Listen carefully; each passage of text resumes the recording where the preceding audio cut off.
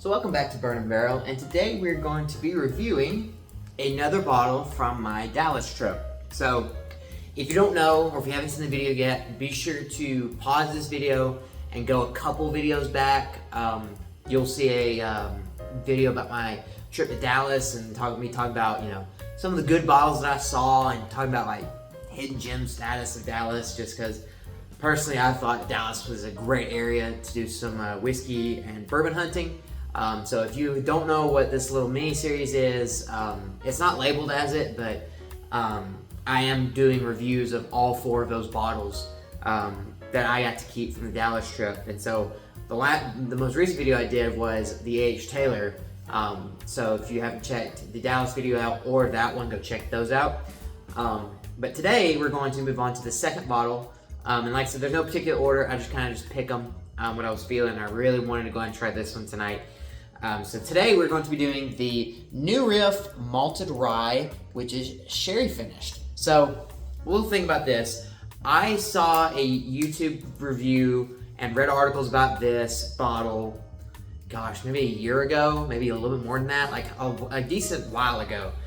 And as soon as I heard all the good stuff about it, I instantly put it on my wish list and was like, I'm gonna find that. Because I'd seen like the regular offerings from New Riff, like maybe like their bottled in bonds and like their 6-year, I think, or some of their more basic ones.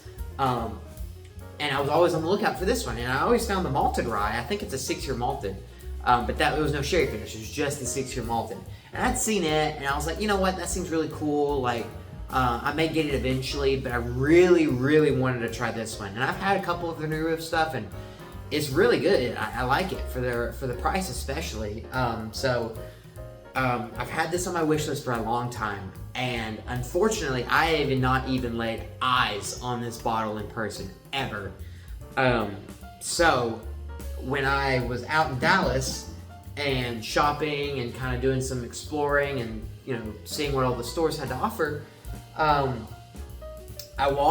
think I went to almost 10, 12 stores maybe.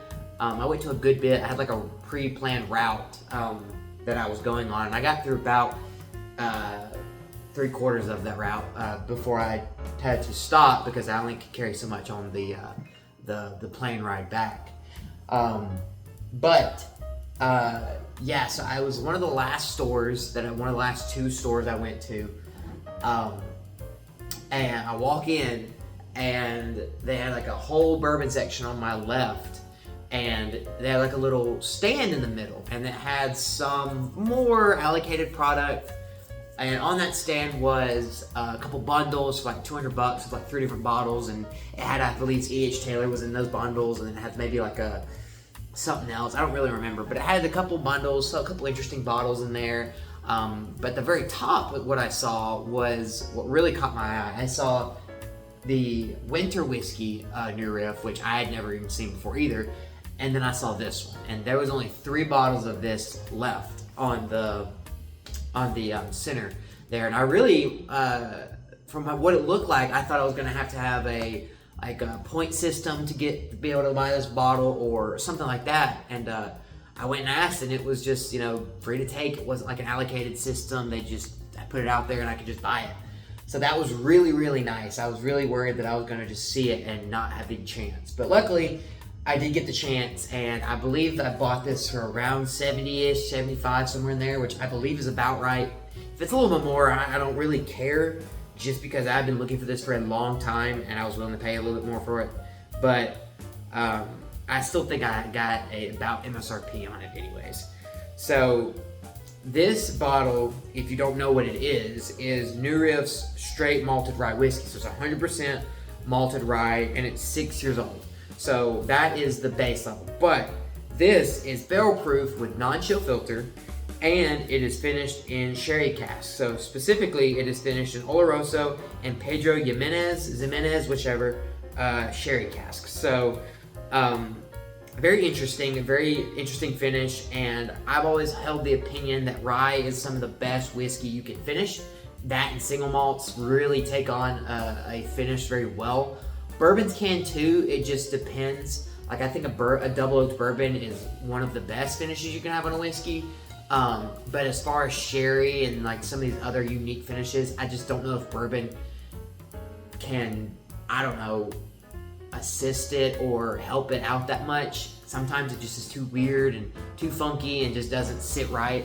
But I've had a really good experience with finished ryes and finished single malt, so I'm very excited about this, considering it is a malted rye, so it's kind of a little bit of both. So yeah, very excited about this. I've looked for it for a long time, finally saw it, and here we are. So, as you can see, the bottle's pretty cool looking. Got the typical, black kind of thing on the top of Riff. If you want to read a little bit on the front, like I said, here is the front. And then if you want to read the back, a little bit of the description of the bottle, if you can read that and focus it in. But yeah, you can read that. If you want to pause and read that, then go right ahead. So yeah, anyway, so I've had this poured up for about 10-15 minutes now. Just let it breathe, let it aerate, and I've done a little swirling around. So anyway, that smells really good. But anyway, let's just get to the color first. So the camera might not do it justice, but this is dark. Like, when I first got the bottle, obviously with the dark tier on the top, it makes the juice on the inside look a little darker. But even after I poured it, I mean, man, this is like super dark. And only being a 6-year product, I'd have to imagine this comes from the sherry finish. So typically, sherry being already a dark liquid, I don't know how long this was finished for. I don't believe it says. But it being 6 years old helps. But I really think that this is carried on the color a lot by the sherry finish. So that's super exciting. So I'm stoked to get into this. Let's just get right into the nose. Oh yeah, you can definitely get that sherry influence. I'm getting like a strawberry shortcake type of note. Definitely like those like bright bright strawberry like desserts. I'm getting that on there. I'm getting a nice dark like brown sugar, strawberry, like shortcake. I mean, yeah. Maybe a little bit, like a slight bit of a chocolate, but it's really maybe like a dark chocolate in there, but it's really dominated by like a strawberry dessert type of thing and a brown sugar because it's got some darkness to it. I'm very much digging this. It's got a nice dark fruity strawberry notes to it.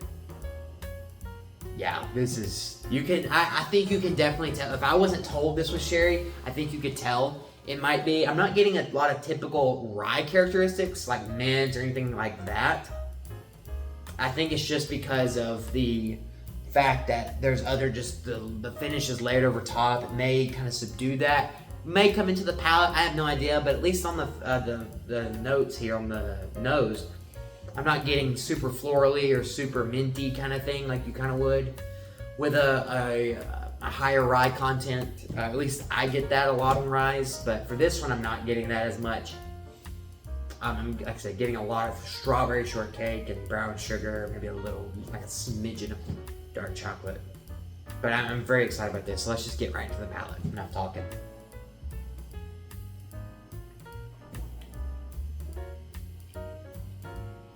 Ooh, man, now that is nice and rich. That's got a super nice richness to it.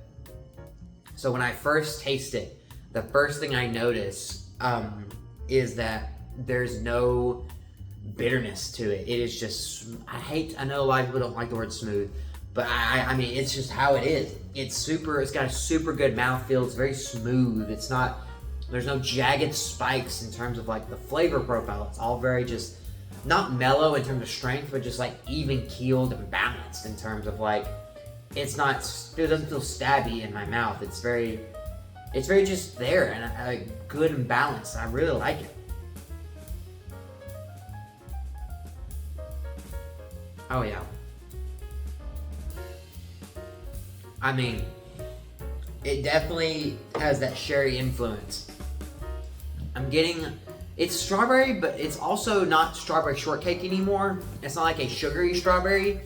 The palate turns it into more of that like raw, like less sweeter strawberry, more like a natural strawberry instead of something like confectionery. That chocolate kind of reigns in more on the palate for me. It almost reminds me of like dark chocolate dipped strawberries. I'm getting a little bit of, like a little bit of that dark chocolate, kind of not as sweet note to it. On the front, it's got like a little bit of, again, more of that brown sugary type in there. It's not super sweet, but it definitely has some sweetness on it. But then it kind of transitions into like a nice oak comes through along the bottom. It being 6 years old, this is a little bit more of a developed oak, more than like a 2 to 4 year product. But it's not, I wouldn't say it's like super mature, but it's definitely getting there.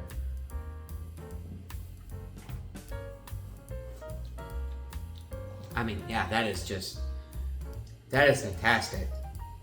Like I said, nice brown sugary in there. That provides you with sweetness, but I would say it's like a semi-sweet. If you ever had like a spectrum of wines, you have like your really sweet wines, you have your really dry wines, and you have kind of in the middle. This is kind of like in the middle type for me. It's not super sweet, kind of like a double oak or some other bourbons that I've had. It's not super dry, like maybe a rye typically might be, just because it's a rye and kind of spicy. I don't get any of like dominant of both. I kind of get right in the middle, semi-sweet. Brown sugar kind of carries the sweetness and brings it up here, but then it brings it back towards the middle with that like dark chocolate, strawberry, like natural strawberry note. And then that oak kind of comes on the finish. And then by the end of the palate, I think it drops off that fruitiness. Yeah, strawberry, chocolate, oak in there, brown sugary. Now here at the end, and it goes on for a decent amount. It's dark chocolate, toast, like a little toasty, dark chocolate and oak. It's really nice. Like I like the transition from like this fruity, little sweet to then like a little toasty, savory note finish. I really like that. There's a lot of depth to this.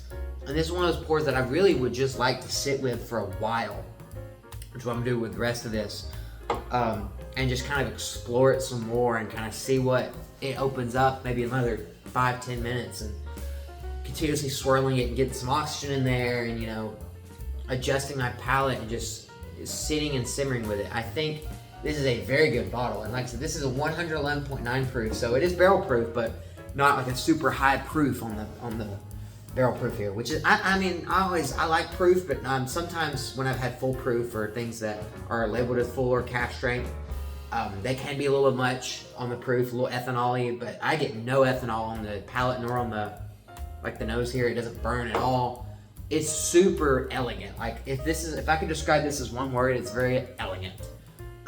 This reminds me, like, this is the kind of pour you would kind of have post dinner. You're like in a dark, like a nightclub, like in a nice outfit. You're not like partying it up, but you're just chilling for the evening in like a nice venue, like a nightclub or something like that, just having a nice pour. This is that kind of like elegant type of thing I'm thinking of. That's just the imagery it brings into it. Like it's a desserty type pour, but not like super sweet in terms of desserty, but just like provides a little extra flavor. So, I mean, I think this is an 8 out of 10 for me, minimum.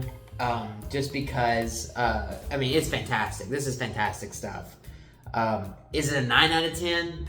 It could be. I think it might if I try it again later after it maybe opens up a little bit more. Or as I sip on the night, it may creep up to a 9. But for right now, at least off initial, it's 8. Just because I tend to like a little bit sweeter. So if it was like instead of the middle, maybe like 2/3 or maybe a little bit more up, I think this easily could hit up to a 9 out of 10. Without a doubt. And I think, and that's not a knock to this. I'm not saying it needs to be sweeter. I'm just saying, me personally, that's what I'm rating, about 8 out of 10. Minimum though, I think at least 8.5, if not more.